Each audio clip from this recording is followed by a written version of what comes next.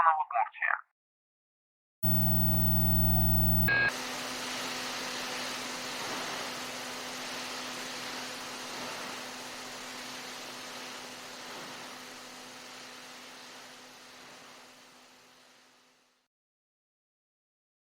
Доброго времени суток, многоуважаемые пользователи! Добро пожаловать на мой канал. Меня зовут Анатолий Сентульский, и сегодня мы с вами рассмотрим весьма любопытный и своеобразный топ из 5 заблуждений об адвокатах, а заодно разберемся, где найти профессионалов своего дела и как отличить профессионала от простачка или хайпажора, действия и советы которых могут не просто привести к поражению в досудебном или судебном разбирательстве, но и крайне дорого стоить как по денежным средствам, так и по исходу дела и времени в частности. И касается это не только гражданско-правовых отношений и арбитража, но и вопросов уголовной юстиции и административного преследования.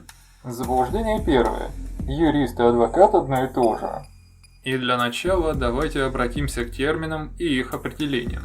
Так, юрист – это человек с юридическим образованием, правовед, практический деятель в области права.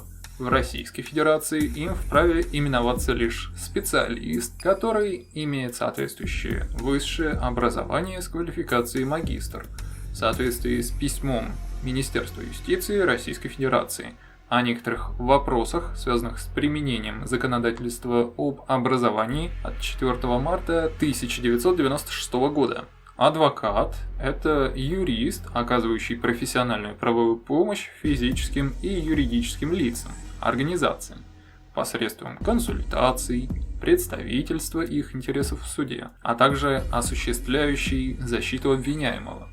Адвокатами являются граждане, имеющие высшее юридическое образование, стаж работы по специальности юриста не менее 2 лет, принятые в члены коллегии адвокатов. Допускается прием в коллегию адвокатов лиц, не имеющих стажа работы по специальности юриста, но с условием прохождения стажировки сроком от 6 месяцев до 1 года. И пусть это не критично, но меня дико съеживает и подбешивает, когда кто-то называет меня даже в шутку адвокатом. Продолжим. Проще говоря, это элементарная логика, выстроенная по модели. Все адвокаты юристы, но не все юристы-адвокаты. Запомните это. И хотя юрист, не обладающий статусом адвоката, может представлять интересы в судах общей юрисдикции, все же для участия в уголовном деле он должен обладать действительным статусом адвоката. В соответствии с положениями части 2 статьи 49 Уголовно-процессуального кодекса Российской Федерации. Для гражданского судопроизводства достаточно заключения договора, представительства или на оказание услуг. Заблуждение второе. Хороший адвокат, дорогой адвокат. И это крайне распространенное заблуждение, которое отчасти имеет право на жизнь в рамках рыночных отношений по модели заказчик-исполнитель. Как известно, спрос рождает предложение, и услуги хороших адвокатов стоят достаточно дорого. Но это обуславливается перечнем выполняемых ими услуг, составление исков, жалоб, возражений и претензий, выезд на место происшествия и место проведения досудебного спора или судебного заседания, изучение материалов дела, договоров и иных документов, обращение в сторонние инстанции и требование справок, выписок, свидетельств и иных документов, а также проведение экспертиз. Однако, во-первых, все сопутствующие расходы и услуги оговариваются до момента подписания договора об оказании услуг, а во-вторых, при предоставлении адвокату полной информации о деле, он может принять решение о том, насколько целесообразно заключение такого договора и в ряде случаев может оказать содействие в разрешении дела бесплатно, если нет обстоятельств, препятствующих принятию такого решения. Обговаривать такие вопросы рекомендую заблаговременно. Заблуждение третье. Адвокат, равно как и юрист, знает все. Любому специалисту, даже по технической специальности, например, необходимо знать подробности дела для принятия взвешенного и аргументированного решения.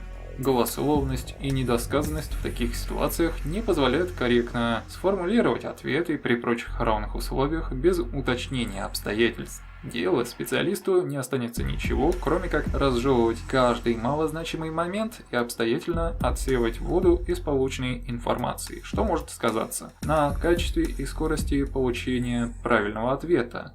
Проще говоря, специалисты не гадают на кофейных гущах, а работают с документами и материалами, не способными чисто физически исказить необходимую для разрешения спора информацию. Заблуждение 4. Адвокат плохого не посоветует. Посоветует.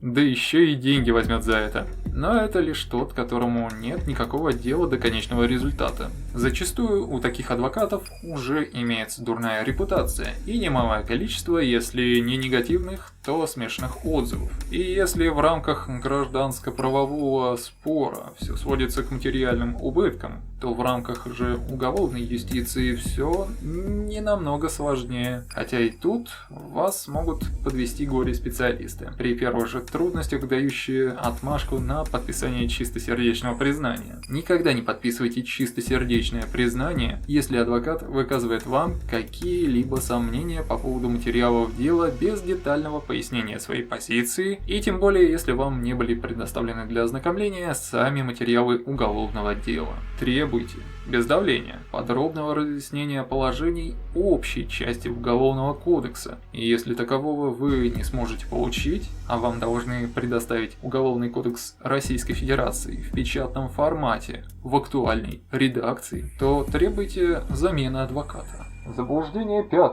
Он адвокат, и я ему верю. А вот тут, многоуважаемые пользователи, мы с вами подобрались к самому вкусному. Нередки случаи, когда участники споров и судебных процессов начинают кусать локти по причине того, что доверились совету знакомого или родственника, или повелись на рекламу на уличном щите, по радио, телевидению или в сети интернет, и воспользовались услугами пришлого адвоката. В перспективе такие адвокаты по объявлениям могут либо помочь выиграть спор, либо буквально утащить вас на дно. Одно из двух. Третьего не дано. Возникают и такие ситуации, когда у таких адвокатов в контексте уголовной юстиции нет чисто юридических, обусловленных законом правомочий на ведение дела и осуществление полномочий договорного представителя в суде. В силу того, что они на момент ведения дела могут быть исключены из реестра адвокатов, а потому называться человеку адвокатом мало. Ему еще необходимо обладать соответствующим статусом, проверить наличие или отсутствие которого можно в реестре адвокатов на официальном сайте Министерства юстиции Российской Федерации. И только там. И, наконец, Заблуждение 6. Он дал мне гарантию. Ведь есть же какие-то лазейки в системе. И несмотря на то, что мы с вами разобрали 5 ключевых заблуждений, я решил добавить от себя еще небольшой бонус в конце. Во-первых, ни один юрист или адвокат, имеющий даже синий диплом, имеющий даже среднее специальное образование, будучи в здравом уме и при трезвой памяти, не ляпнет какой бы то ни было херни про гарантии касательно конечного результата, исхода дела. И уж тем более, что в юриспруденции, в праве, что гражданской, что уголовной юстиции есть какие-то химеричные и эфемерные лазейки. Я даже позволю себе перефразировать цитату Уилла Смита из фильма «После нашей эры» 2013 года, что лазеек в юриспруденции нет. в данном контексте все сводится лишь к тому, умеет ли юрист или адвокат работать с общим и частным. Например, в гражданском праве общественные отношения регулируются непосредственно Гражданским кодексом и федеральными законами и издаваемыми в соответствии с ними актами, приказы министерств и ведомств, постановления правительства и так далее. И Гражданский кодекс является общим нормативным актом. Более же подробно отдельные группы отношений, будь то земельные, семейные отношения, отношения по вопросам природопользования и другие, регулируются соответствующим отраслевым законодательством. Земельный кодекс Семейный кодекс, бюджетный кодекс и так далее. А аналогичный момент касательно уголовного права и процесса можно объединить с четвертым заблуждением. К тому же некоторым специалистам кажется, что некоторые статьи Уголовного кодекса Российской Федерации трактуются слишком буквально, что может нарушать права граждан. Например, пресловутая статья 282 Уголовного кодекса Российской Федерации, предусматривающая ответственность за возбуждение ненависти либо вражды, а равно унижение человеческого достоинства, толкуется некоторыми общественными и медийными деятелями, как статья, противоречащая положениям Конституции Российской Федерации и нарушающая права граждан с активной политической, жизненной или гражданской позицией. И к этому вопросу мы в принципе еще вернемся. Я сделаю небольшой обзор касательно проблематики таких статей. Но от себя добавлю, что проблематика понимания содержания Уголовного кодекса неоднозначна. Тут имеет место и юридическая ошибка, и отсутствие надлежащего прокурорского надзора, что имеет эпизодический характер. Говорить же о некомпетентности судей не приходится, потому как они работают с тем, что им предоставляют стороны.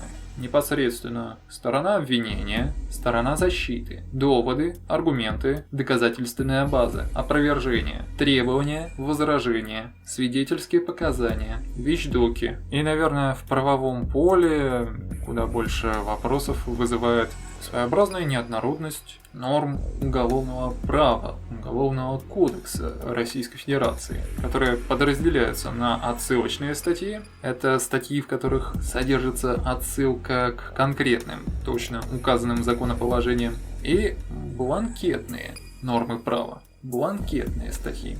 От слова «бланк» – «чистый». Это отсутствие в таких статьях и нормах конкретного содержания при наличии ссылок на нормы других отраслей законодательства и или иные нормативные правовые акты, в которых это содержание раскрывается. Следовательно, бланкетностью признаков, предусмотренных в уголовно-правовых нормах, является отсутствие в последних конкретизации этих признаков при ее наличии в нормах других отраслей законодательства и или других нормативных правовых актах. Причем ссылки в бланкетных нормах на иные, помимо законов, нормативные правовые акты создают возможность определять сферу уголовной ответственности не только законодателем, но и органами исполнительной власти. И если с отсылочными нормами все просто, то бланкетные требуют более детального рассмотрения посредством обращения к судебной практике Верховного Суда Российской Федерации,